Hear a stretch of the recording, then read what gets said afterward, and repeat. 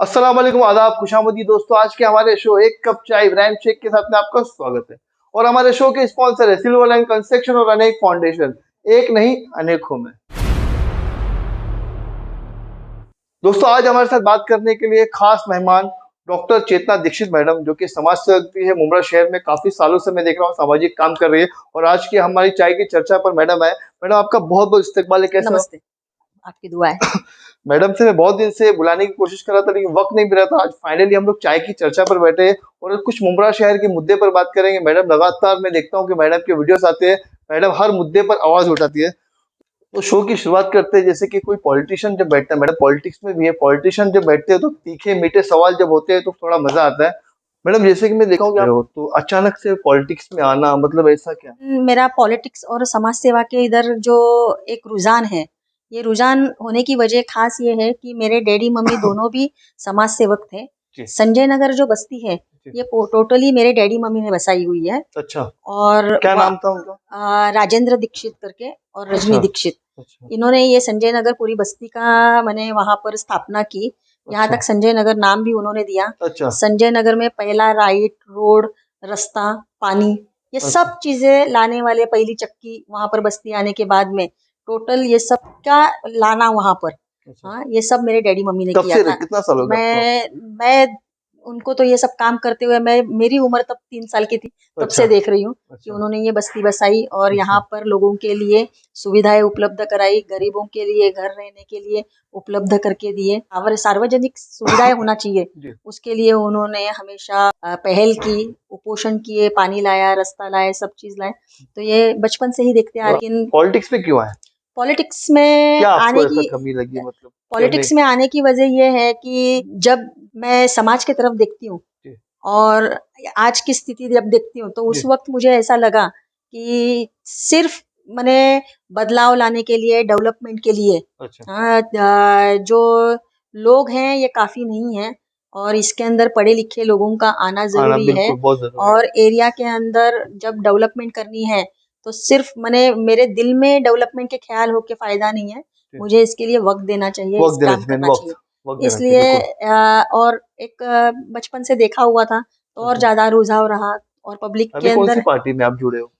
जी देखिए, मैं ऐसे तो मैं किसी पार्टी से बिलोंग नहीं करती हूँ अभी फिलहाल, अच्छा लेकिन मैं एनसीपी पार्टी में थी, लेकिन 2017 में मैंने इंडिपेंडेंट इलेक्शन लड़ा था। अच्छा। उसके बाद से मैं किसी भी पार्टी में तो नहीं हूँ। कोई पार्टी में ज्वाइन नहीं है? आप इलेक्शन लड़े हो, कितने हाँ, वोट मिले थे आपको? 1500 के करीब। 1500 वोट? वो तो बहुत होते 1500। तो आपने शहर अपने अपने वार्ड में मैंने सुना बहुत से काम किए आपने। हाँ, वही मैंने जो कहा ना कि जब लोगों को जो प्रायोरिटी है, हम्म, एरिया की प्रायोरिटी के ऊपर काम करना ज़रूरी जी है। जिसके अंदर मेरे संजय नगर में जैसे मैंने बताया कि डैडी मम्मी ने ये सब चीज़ें लाई जी थी और इस बस्ती को बसाया था। उसी तरह से संजय नगर के ऊपर, पहाड़ियों के ऊपर एक बस्ती है, जी। जहाँ पर जिसको गाँव देवी एकता नगर कहा जाता है। हम्म, उस बस्तियों के अंदर भी प्रायोरिटी चीज़ों की कमतरता थी। जी सिर्फ झोपड़े बन गए थे, घर बने थे, जी। हालाँकि उसको एक टच है, पुनर्वसन बस्ती है, बिल्कुल बाईपास की पुनर्वसन बस्ती है बिल्कुल। वो। लेकिन पुनर्वसन बस्ती के हिसाब से, जो रूल के हिसाब से उनका पुनर्वसन होना चाहिए था, उस तरह से नहीं हुआ नहीं था। हुआ। वहाँ सिर्फ उनको उनके झोपड़े तोड़ के बाईपास के लिए जगह ले ली और अच्छा उनको इस जगह पे लाके बसा दिया था। अच्छा। लेकिन ऐसे जगह पे उनको बसाना चाहिए था जहाँ पानी है, रोड है, रास्ता माने जिसको बोलते हैं लाइट है, हाँ, और ये वो सब सब चीजें वहां फैसिलिटीज पे नहीं वहाँ थी? वहाँ नहीं थी। नहीं थी, अच्छा। हाँ, और वहां पर सिर्फ आके रह रहे थे और फिर कोई तो भी पानी माफिया उनको पानी चुरा के बेच रहा था, अच्छा कोई तो भी लाइट माफिया उनको लाइट बेच रहा था। अच्छा। हाँ, और उस ये सब रेवेन्यू जो है हाँ, किसी माफिया के जेब में जा रहा था। अच्छा। हाँ, और वो रेवेन्यू सही देखा जाए तो गवर्नमेंट के जेब में जाना बिल्कुल चाहिए। बिल्कुल। हाँ, तो इसलिए फिर मुझे तो जब आपने वहां ध्यान में पर आया सब चीजें कि हाँ, तो प्रोवाइड वहां कराई? पर जब मेरे ध्यान में आया कि भाई ये सब प्रायोरिटीज हैं और जी इसके अंदर लोग बेचारे जिनके खुद के घर गए जी बाईपास में, जी। हाँ, और आज यहाँ पर आकर वो जस्ट लाइक ए चोर जी रहे हैं, अपने अच्छा घरों के अंदर रहकर भी चोरों जैसे जी रहे हैं, लाइट चुरा कर मिली हुई वापर रहे हैं, पानी चुराया हुआ वापर रहे हैं। हाँ, तो उससे अच्छा कुछ किया जाए, तो फिर मैंने उपोषण करके गाँव देवी एकता नगर के लिए पानी लाया। वहां पर 19 पोल डाल के लोगों को घरों घरों में मैंने मीटर दिए अच्छा। और उसके लिए बाकायदा कोर्ट में लड़कर रास्ता भी ये बनवाया। सब आपने काम किया, इसके लिए फंड लगता है, तो फंड कहाँ से लाया आपने? देखिए, इसके लिए ये मेरी एक कोशिश थी कि लोगों के लिए कुछ किया जाए। जी उस वक्त जैसे चाह होती है तो राह मिल जाती है। बिल्कुल। और इत्तेफाक से मैं गए 20 साल से इस सोशल फील्ड में हूँ, जी नियर अबाउट।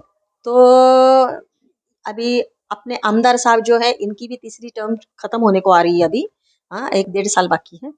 तो मुझे फंड्स के बारे में देखा जाए तो मुझे डॉक्टर जितेंद्र आवाड़ साहब जो हमारे स्थानिक आमदार है, उन्होंने बहुत सपोर्ट किया। जैसे जैसे मैं प्रायोरिटीज के ऊपर बोलते गई कि यहाँ पानी चाहिए, हाँ, तो पानी के लिए जब मैंने उपोषण किया, तुरंत उन्होंने पैसा सैंक्शन करके मेरा उपोषण सक्सेस किया और 6 इंची पाइपलाइन दी मुझे। अच्छा, हाँ, मतलब और साहब ने आपको सपोर्ट किया। सपोर्ट किया मेरे मांग के ऊपर। मांगे जेन्यून थी, इसलिए उन्होंने सपोर्ट किया। अच्छा और सपोर्ट के ऊपर मुझे हर काम के लिए सपोर्ट किया।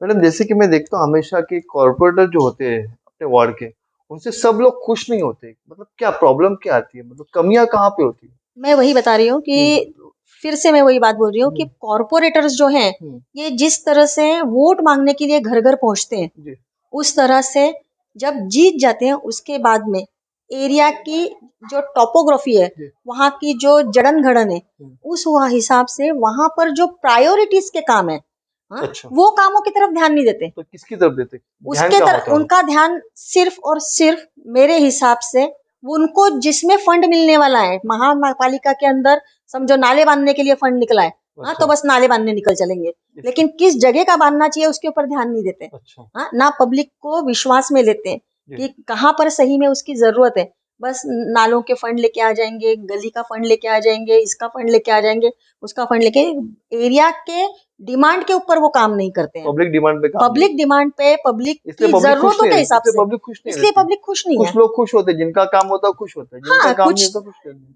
जिसके घर के बाहर नाला बन गया वो खुश हो गया, जी, ये पीछे वाला बिल्कुल खुश नहीं बिल्कुल। है ना?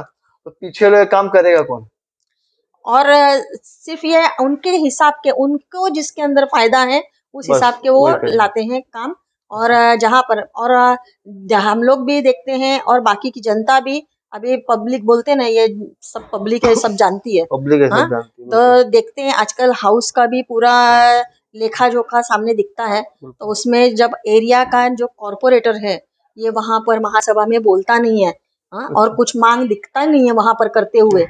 और खास मुद्दा ये है कि सिर्फ नाले गटर रास्ता इसके ऊपर बात करके नहीं चलेगा। अच्छा, एरिया के डेवलपमेंट के लिए वो क्या बात करते हैं? एजुकेशन भी बहुत वही जरूरी है, वही मैं बोल उस रही पे हूँ कौन काम कि करेगा? हाँ, वार्ड की जो नागरिक हैं, अच्छा, उनके ऊपर उनके बच्चों को एजुकेशन जी कैसे, महानगर पालिका की एजुकेशन सिस्टम है, जी, हाँ, तो महानगर पालिका से जो फ्री में एजुकेशन मिलता है उसको वो पहुंचाते नहीं है। हाँ, उसके अंदर डेवलपमेंट नहीं कर रहे हैं, उसके प्रीमाइसेस को भी देख रहे हो आप, सब जगह क्या क्या हम्म। वीडियोस आ रहे हैं। मैडम, एक चीज मैं आपको रोकता हूँ कि अब महानगर पालिका की स्कूल की बात करें तो स्कूल का हाल आपने देखा होगा, बहुत जी, दिन मैं से वही न्यूज अभी चल बता रही है। रही हाँ, थी। बहुत न्यूज चल रही है वहाँ पे। बहुत सी सुविधा नहीं है, जैसे कि स्कूल के बीच में बहुत बड़ा गार्डन है लेकिन कोई काम का नहीं है। तो वहाँ पे कीचड़ होगा, अगर वो कंक्रीट होगा तो बच्चे खेल सकते हैं। स्कूल के अंदर पंखा नहीं है, लाइट नहीं है, मतलब ये बहुत सी कमी है। तो ये किसका काम है फिर? मैं ये वही कौन देखेगा? नहीं नहीं, हाँ यही मैं वही बोल हाँ, रही हूँ कि स्कूल किसके कक्ष में आ रही है, किसके वार्ड में आ रही है, किसका बिल्कुल आ रही है, वो सवाल नहीं है।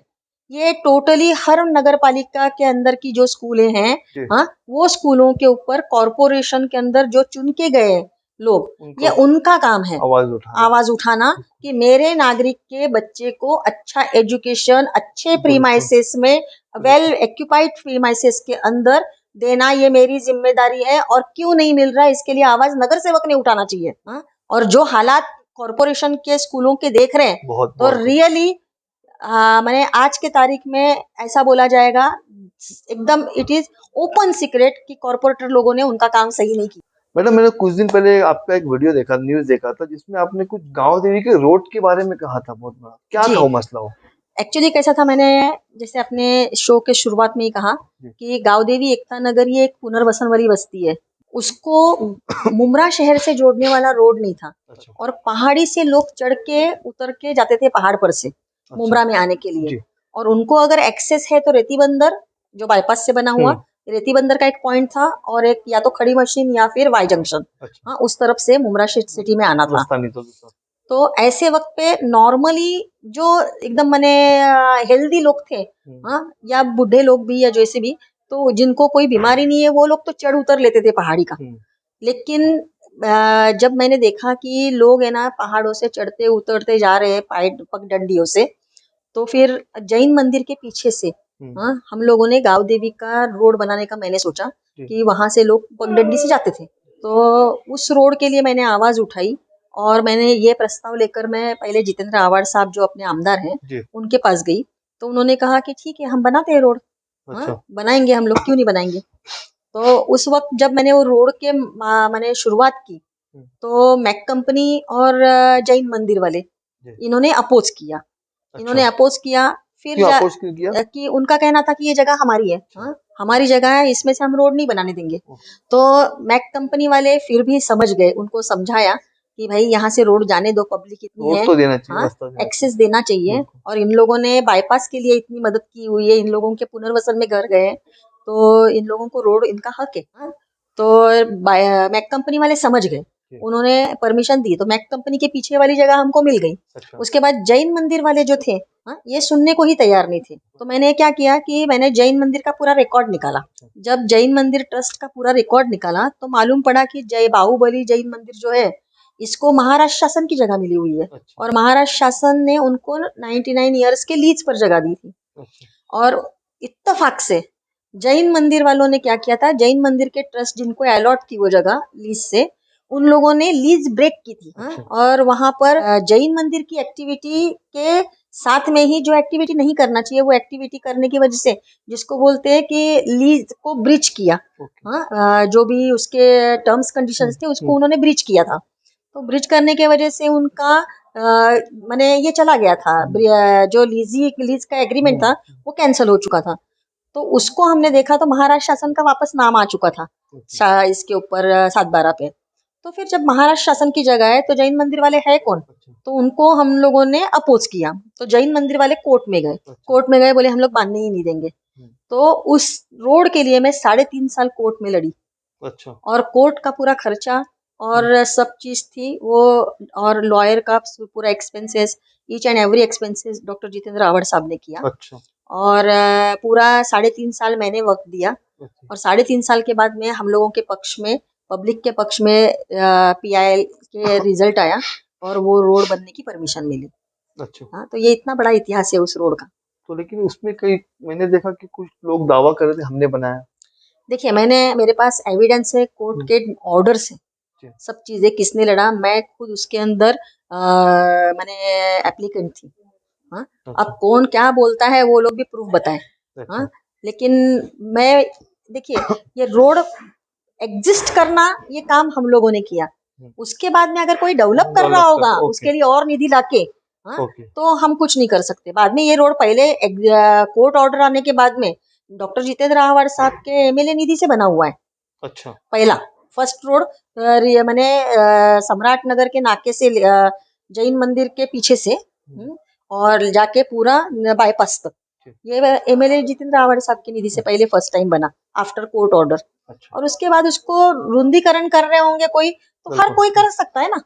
मैडम जैसे कि आपने कहा आवाड़ साहब ने आपको बहुत सपोर्ट किया, तो आप उनकी पार्टी में क्यों नहीं ज्वाइन की? 2017 से अभी तक आप न्यूट्रल हैं। नहीं, मैं सपोर्ट में तो उनके हूँ, पूरे सपोर्ट में। ऐसा कुछ नहीं है कि कोई पार्टी में होने से ही कुछ होता है।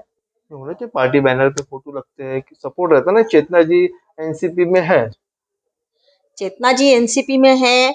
मेरी कांग्रेस और राष्ट्रवादी की विचारधारा, उसकी जो आइडियोलॉजी है, इससे मैं प्रेरित हूँ। अभी फिर आप इलेक्शन लड़ोगे?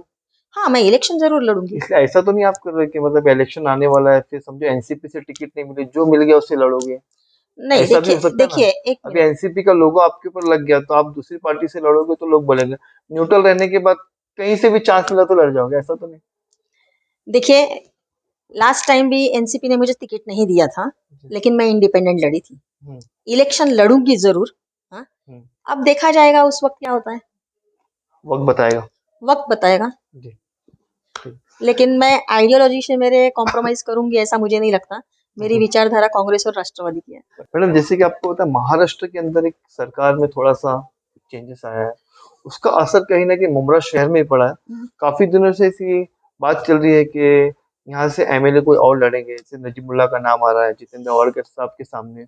आप आवाड़ साहब के बहुत करीब हो, उस वक्त जब टाइम आएगा, दो सामने आएंगे, तो आप किसको सपोर्ट करोगे? Of course doctor Jitendra Awhad, क्योंकि मैंने आज अपने इस शो के अंदर 2-3 बार उनका नाम लिया। जी क्यों लिया? क्योंकि मैंने जितने भी प्रायोरिटीज पब्लिक के लिए जितने भी काम किए, जी। उसके लिए जो अधिकारों की जरूरत थी, हाँ, अच्छा। क्योंकि मैं तो एक जनरल सोशल वर्कर थी, जी हाँ, एक कार्यकर्ता थी। लेकिन वहाँ की आवाजों को उठा के जब मैं गई और आव्हाड साहब के पास गई और कुछ मेरे ऑफिशियल मंत्रालय से काम करवाने थे या निधि लाना था या कोई भी करना था, तो हर चीज के अंदर मुझे डॉक्टर जितेंद्र आव्हाड साहब ने सपोर्ट किया है सपोर्ट आज किया। तक। और उन्होंने आज तक जितना भी कॉपरेट किया है और पब्लिक के लिए उन्होंने कभी भी कोई भी वेलफेयर के काम के लिए ना नहीं बोला। हाँ जी। हाँ, तो जब उन्होंने मेरे काम के अंदर हर टाइम पे सपोर्ट किया है, जब उनका इलेक्शन होगा तो मेरा नैतिक कर्तव्य है कि उनके लिए ही खड़ा रहना चाहिए। अच्छा मैडम, जैसे मैंने एक सुना हो कि आपने कुछ स्कीम भी चेतना कुछ ऐसा कुछ शुरू किया आपने डिस्काउंट के थ्रू, जी, क्या है वो? मैंने एक डॉक्टर चेतना हेल्थ कार्ड करके हेल्थ चालू कार्ड किया, जी। जिसके अंदर मेरा अभी प्रभाग जो है ये 31 क्रमांक का प्रभाग है, जी। जिसके अंदर प्रभाग बोलने से भी अच्छा कि पैनल नंबर पैनल 31, पैनल जिसके अंदर मेरा पैनल है। अच्छा, पूरे पैनल में आप करो। पूरे पैनल ओके। 31 पैनल के जी। अंदर मैं डोर टू डोर जाके एक हेल्थ कार्ड डिस्ट्रीब्यूट कर रही हूँ। ये अच्छा। हेल्थ कार्ड है, ओके। ये हेल्थ कार्ड है जी। वो, जिसके अंदर यहाँ की पब्लिक जो है, 20%। हाँ, 20% उनको मैं रेडियोलॉजी और पैथोलॉजी, यानी radiology means sonography, x-ray, CT scan, MRI वगैरह कुछ भी, और पैथोलॉजी यानी ब्लड टेस्ट, यूरिन टेस्ट और कुछ भी, हाँ, उसके मुमरा अंदर CT scan. Mumbra CT scan के अंदर जी। उनको 20% छूट मिलेगी। अच्छा। और 10% मेरे 31 नंबर में के जो मेडिकल स्टोर्स हैं वो मैंने मेंशन किए इस पर। अच्छा, आपके वार्ड के जो है पैनल के हाँ, उसमें मिले, बाकी मुमरा में कहीं नहीं? ये मैंने मेरे पैनल के लिए ओके शुरू ओके किया है ओके ओके अभी फिलहाल। ओके। तो इसके अंदर मेरा खास मकसद ये था हम्म, कि मैंने जो सरकार लेवल पर जो महंगाई बढ़ रही है, जी उस महंगाई पॉलिसी के अंदर तो मैं इंडिविजुअल कुछ नहीं कर सकती। जी। लेकिन अगर मैं मेरे पैनल के लोगों को एक उनका 2 पैसा बचा के अगर कुछ डिस्काउंट दिलाकर अगर कुछ राहत दिलाती हूँ, हाँ, तो 2 पैसे उनके बचेंगे, क्योंकि आफ्टर कोविड बहुत सारे लोगों की इकोनॉमी बहुत खराब हो चुकी है। जी, उनको एक-एक रुपया भी मायने रखता है। बिल्कुल। तो इसके लिए मैंने उनको कुछ और मेडिकल इमरजेंसीज ऐसी होती है कि जिसको लोग टाल नहीं सकते। टाल नहीं सकते, हाँ, कर्जा एक लेकर भी दवा हाँ, लेना उनको पड़ता ये है, करना बिल्कुल। ही है। तो उसके अंदर अगर उनको थोड़ी बहुत भी राहत मिली मेरे वजह से, तो मैं समझूंगी कि मैंने कोई एक अच्छा वेलफेयर का काम किया। इसलिए इस कार्ड की वैलिडिटी 1 साल है पूरी, अच्छा। अगस्त 31 अच्छा, इसको 2024 तक। बढ़ाना होगा तो? अगर इसका मुझे बाद में पैनल नंबर 31 से सब लोग, मैं घर घर जाके बांट रही हूँ, अभी तक नियर अबाउट 1201 कार्ड बट चुके हैं। जी। और इसका रिव्यू भी बहुत अच्छा आया है मुझे, कि अच्छा बहुत लोगों के पैसे भी बचे हैं या अच्छा पैथोलॉजी और रेडियोलॉजी के अच्छा। अंदर बहुत सारा उनको बेनिफिट मिला है। बहुत अच्छी बात है, जितना जी ये जो सपोर्ट करे उनके पैनल में सिर्फ हो रहा है। लोग कहते हैं, जैसा कहते हैं ना कि अगर किसी की मदद करना हो तो हमारे जो पड़ोसी होते हैं पहले उनका देखा जाता है, उसके बाद में फिर बाहर आदमी देखता है। ठीक है, तो अगर हर आदमी हर वार्ड के लोग अगर इस तरीके से काम करेंगे तो पूरे मुमरा शहर के लोग इसका फायदा उठाएंगे। मैडम बहुत अच्छा काम कर रहा है। एक चीज है, मुमरा शहर में मुद्दा बहुत बड़ा है जो काफी कई सालों से चल रहा है, कोविड के बाद से टोरेंट का मुद्दा जो हर घर से जुड़ा हुआ है। ऐसा सुनने में आता है कि अभी कॉर्पोरेशन जो इलेक्शन आएगा उसमें कहीं ना कहीं उसका कुछ असर दिखेगा, क्या कहेंगे? देखिए, कॉरपोरेशन इलेक्शन के अंदर उसका असर दिखेगा नहीं दिखेगा मैं ये तो नहीं बोल सकती। जी। टोरेंट से परेशान तो मैं भी हूँ, अच्छा। लेकिन इसका कॉरपोरेशन लेवल के ऊपर डिसीजन नहीं है ये। इसके अंदर कैसा है कि मेरे हिसाब से जी मुमरा, कलवा, दीवा इन विभाग के अंदर टोरेंट आई है। जी। तो यहाँ पर मुमरा, कलवा, दीवा के जो भी बुद्धिजीवी लोग हैं, जी जो एक सोशल टच रखते हैं, जी। ऐसे सामाजिक विचार करने वाले लोग, हम्म, पॉलिटिशियंस, हम्म, सर्वपक्षीय पॉलिटिशियंस जी। और सभी लोक प्रतिनिधि हम्म, अगर इकट्ठा हो जाए और कोर्ट में जाए, हम्म। तो इसके ऊपर कुछ सॉल्यूशन निकल सकेगा, ऐसा मुझे लगता है। चिल्लाने से कुछ नहीं होगा, आंदोलन से कुछ नहीं होगा। मुझे नहीं लगता कि कुछ होगा।